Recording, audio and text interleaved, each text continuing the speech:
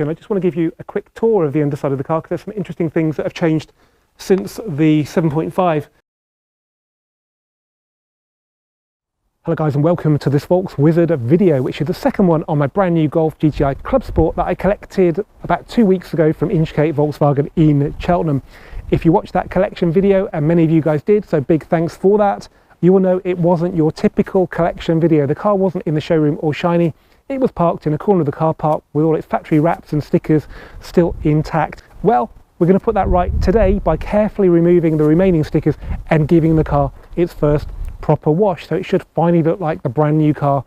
Once we've done that, we're going to do some preventative maintenance. We're going to take the car into the workshop, lift it up and spray some of the underbody components with a protective wax, something I do to all my new cars. If you thought removing stickers on camera was geeky, that should surpass even that. Once we've done that, in the next video, we can then go to Prestige Wheel Centre on the other side of Birmingham and get the car's new wheels fitted, which is something I've been looking forward to. I'm sure you guys have as well, because whilst the looks of the car have improved the more that I've seen it, the same can't be said of those Richmond wheels. So yeah, really looking forward to that. Now I should point out that this car was used to film a video with the Octavia VRS, which went live about a week ago, and to do that I had to remove the stickers, but don't worry, I did film the process, so we'll cut to that now. Now let's start off at the front bumper. This one really caught my eye. So when the Clubsport, well, when the GTI above the base GTI was announced, or actually not before it was announced, it was rumoured to be called the Cup, so I had really good information from people that it would be called the Cup. I even bought a number plate that says GTI 8 Cup on it, and then at some point in the autumn they decided to call it Clubsport again. But you can see there is a legacy of this, how far it went down the line, because this bumper is called the Cup bumper because it's different to the GTI one. So yeah, so we might just keep that sticker, I think, for posterity. Let's just stick it down here for now. That's the front done, and then onto the side we've got a sticker here for checking it in and out of the factory. It's got the paint code on it, LA7W, good old reflex silver. So put that down here, and that's actually that side done. On the VW badge we've got this protective piece which comes off really easily, and then on the driver's door we've got something to stop you scratching it with your fingernails, which can go in the bin. This is quite an interesting little door protector, the kind of thing my dad would have fitted to his car back in the 1990s, and when he took it off to protect the door edge you'd find that it had rubbed a lot of the paint off. Well, hopefully this one's not going to do that. That's good, we've got a bit of a tan line there, but no, that looks all good. On each wheel we've got a barcode, which is basically probably part number. Actually no, it's got the chassis number on it as well, I think. Let's have a look. Could that be true? They know which chassis number they're going on? Yeah. Ah, yeah, got these B-pillar trims, so to reveal the Volkswagen logo on the B-pillar, which is a new thing for Golf 8. Just get my hand in there.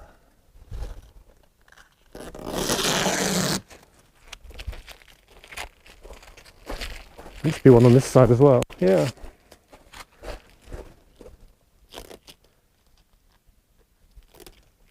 Oops. Messing this one up.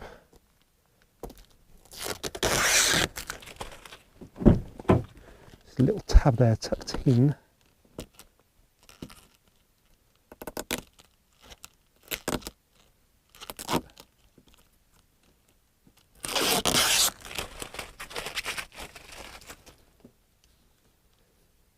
Okay, now in here we've got a really, well, useful sill protector. It's a bit messy, but yeah, it's interesting they cover these for transit and they don't actually have anything on them for normal usage, so it just shows you it's worth getting some protectors on there, but we'll leave that for now. Seat cover can come off.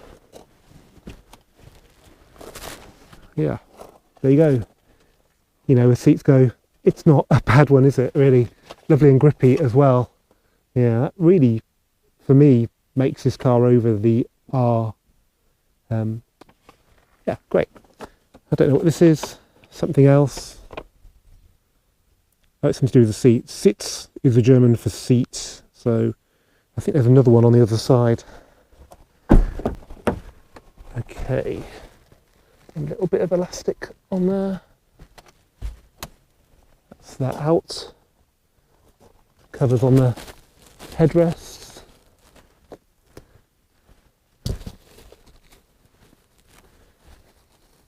There must be a technique to these which is escaping me.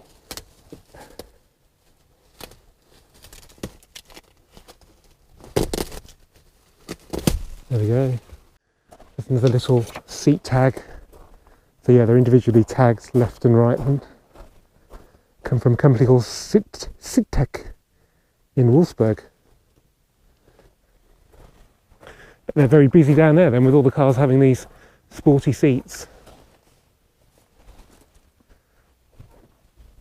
Right, in the passenger footwell, we have a lot of stuff I need to sort out. So all this stuff that's got all these codes on it, it's fascinating stuff to geeks like me, maybe you as well. So it's something to look at, maybe not in the video unless you really want to see it and we kind of go through what it is. But yeah, when I'm really bored, I'll just kind of work my way through that, try and understand it. I know model Jahr means 21. So yeah, basically all the components the car's made up from have got their own 3-digit code, and quite a few of them, and they're all listed here. Country code, wheel code, radio region, and then packaging. So this is the roof cover and the bonnet cover, which to be honest I don't really want, so they can get recycled or maybe they biodegrade. Some annoying stickers on the windscreen here that held those. Bits of paper which probably need a razor blade to do, so I won't bore you with that right now. I need to remove this because somebody in the comments from the collection video thought this might be the way the dashboard should look. He said it looks like a crumpled up packet of crisps. Well, that's because it's got a protective foil on it, a bit like a phone would when you buy it new. There we go. And finally, kind of importantly, but I don't particularly like using these, but then it's better than damaging the carpet, we have the brand new mats in the bag in the boot. So let's have a look at those. Okay, there's something about this sort of plasticky back to them that looks like the cheap ones you buy off eBay, but yeah, let's not go there. Okay, that's the passenger footwell. I've got the red trim on there, which I guess the cabin does need to liven it up a bit. There you go. I'm just going to have to clean the driver's footwell a bit before I put that in, but I'll save you having to watch me do that. Okay, all the stickers are now off then, and it's looking like a normal dirty car. There's just a couple of little things to do. So when I took the stickers off at home, I didn't have any tar and glue remover, but I do now, and the only bit that's really in need of attention is this bit on the windscreen where the big sticker with all the sort of part numbers was. So I put some paper on the dashboard to avoid getting the tar and glue remover on it, because you never know what it will do to plastics. It's best to be careful. It's windy in here as well, so it's going everywhere.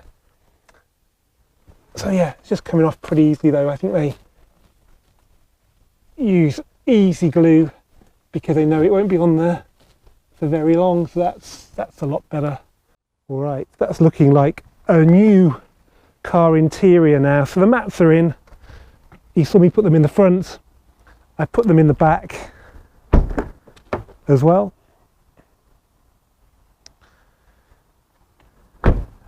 You may be curious to know if your Mk7 7.5 Golf boot liner is going to fit in a Mk8. Well, this flexible Volkswagen one does. So that's a little bit shorter, interestingly, but it still works pretty well. Some people have also asked me if mats from a Mk7 or 7.5 will fit in a Mk8. Well, there's an easy way to find out. Easy, he says. Oh yeah, here we are. So these are actually my TCR mats. So if you want, say, some of the new Mk8 Golf R mats for your 7.5, I'm sure you can get them from Volkswagen. and they may fit. So it's going to be the driver's one that's going to be the most important one. So that's the driver's one. Yeah, it's looking good. I mean, bearing in mind the boot liner didn't really fit, there's a possibility this may not as well, but yeah, to my eyes that is a perfect match. Let's try a back. So that's this side.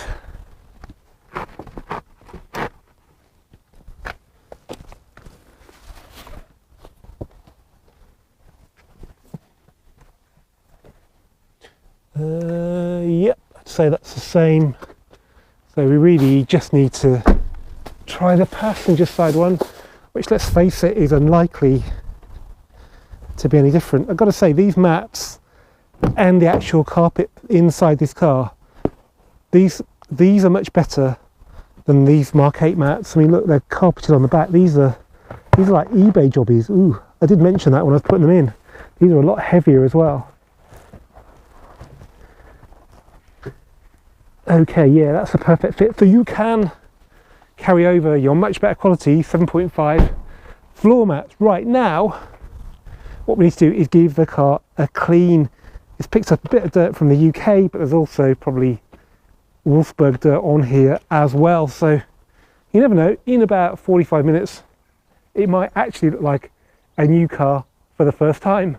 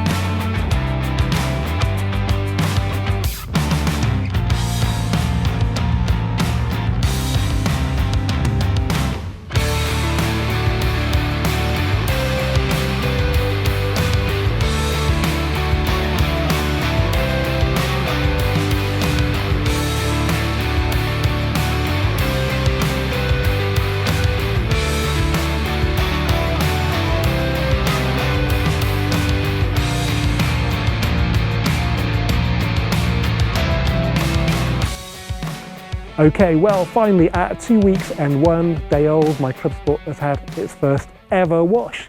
Nothing too complicated, bit of snow foam first, left for a few minutes and then pressure washed off. And then 2 buckets with wash mitt and pH neutral shampoo. And of course that was pressure washed off as well. I am going to dry it now, but in about 10 minutes it's going to be pointing down the M40, so I'm not going to be too precious over it. As you can probably tell, we're getting towards the end of the day now, and I do like to wash cars quite late in the day, particularly in the spring and summer when the sun up here can be quite strong. It's a south facing, that is south, so it gets the sun pretty much all day, and that can dry a car off really quickly. Today was quite windy as well, so I've left it late so it's not such a race against time. I've also given the underside a good spray with a pressure washer, which is quite a handy time to do it because right now it's going to be going down the motorway. It will dry it off perfectly by the time it comes back in tomorrow, and it's not going to get very dirty either. There won't be any gritters out tonight. So I'll see you tomorrow when we're lifting the car up and giving all the black bits underneath it a coat of protective wax.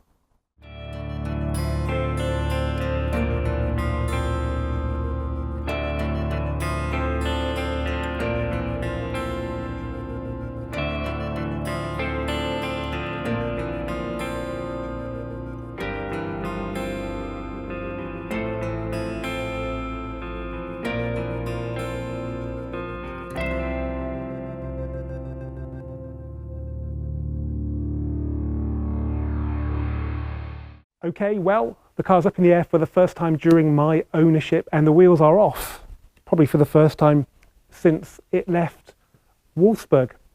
Before we do the underbody protection, I just want to give you a quick tour of the underside of the car because there's some interesting things that have changed since the 7.5.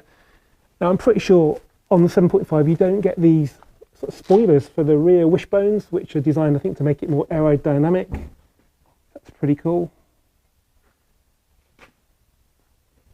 It looks pretty similar in every other respect though. And then down here we've got, interestingly, a steel sump with a metal sump plug. That's a change over the previous EA888 engine, which was plastic sump plug, plastic sump. And we've got spoilers on these wishbones as well, which again I've not seen before, not on a Volkswagen. Anyway, and actually really interestingly, we've got the aluminium subframe, which was fitted to the Clubsport S, fitted to the 2020 model year TCRs that are only 5-door, fitted to every Audi A3 8V model, but never fitted to a 7.5 or 7 other than those rare cars. So that's really, really rather interesting. So yeah, I mean, it's still an MQB platform car, so the foundations for it are the same, but it's interesting to see the details. I'm sure there are other things that I haven't even noticed yet. We've got bigger brake discs, which are 357mm. So they look like the ones on the TCR, but they're up from 340 to 357, which is quite a nice little upgrade. Interestingly though, the car's only, well, I mean, I've only had it 2 weeks. It was built probably in November or December. It's got a lot of corrosion on the hubs, just like the R estate did. So when I lower that, once we've done this job, I'm going to clean that off. But yeah, it could make getting the wheel off quite tricky in the future if I don't do that now. Of course, these wheels won't be on for much longer, because in about 9 days we'll have the very special new wheels on the car. Right, now, protection. This is a product by a company called Normfest. I believe it's supplied by Euro Car Parts. That's where I got mine from anyway. Might be other suppliers as well. It's about £9 or £10, and it's a cavity wax. So it's designed to go into like doors and stuff, but it works pretty well on these external components. It's very much like the Volkswagen wax. It's about double the price. It could even be the same stuff. So I'll show you how you apply it. Obviously give it a shake first, it's an aerosol. And you can see it's got a yellowy colour on it. That's how it kind of dries. It doesn't dry clear. Depends how much you spray on it, I guess. But it doesn't need much. It's quite thick as well. Unlike ACF 50, it's not dripping on the floor. So, you know, you don't have to be particularly fussy about where you spray this. It's going to be doing good wherever it goes, really. Just keep it off the exhaust, obviously. But yeah, this car, I've had to give it a wipe down because on about my second drive home from work, I encountered a farmer's field where the tractors had been in and out and dragged a load of mud onto the road. So yeah, it was a bit dirty, but it's okay now. It just shows that it's worth doing this as soon as you take delivery, or ideally with a friendly dealer before, because it's really easy. I'd say, unlike ACF 50, it doesn't land all over on the floor, which was a problem when I did my Clubsport S back in 2016, because it covered the technician's little bay in slimy liquid, which wasn't ideal.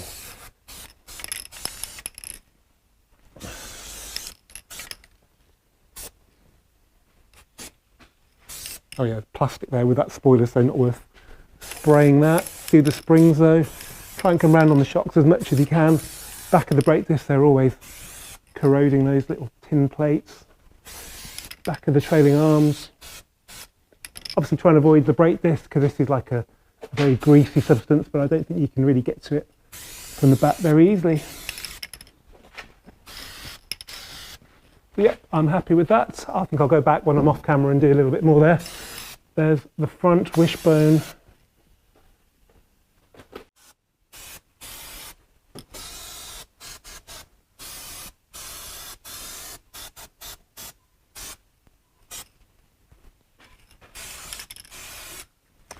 Okay, well, I won't bore you with me doing this for the next sort of 20 minutes, but yeah, I'm going to go back and do it in a little bit more detail.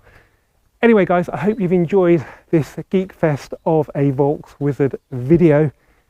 If you have, please give it a thumbs up, please comment, please share.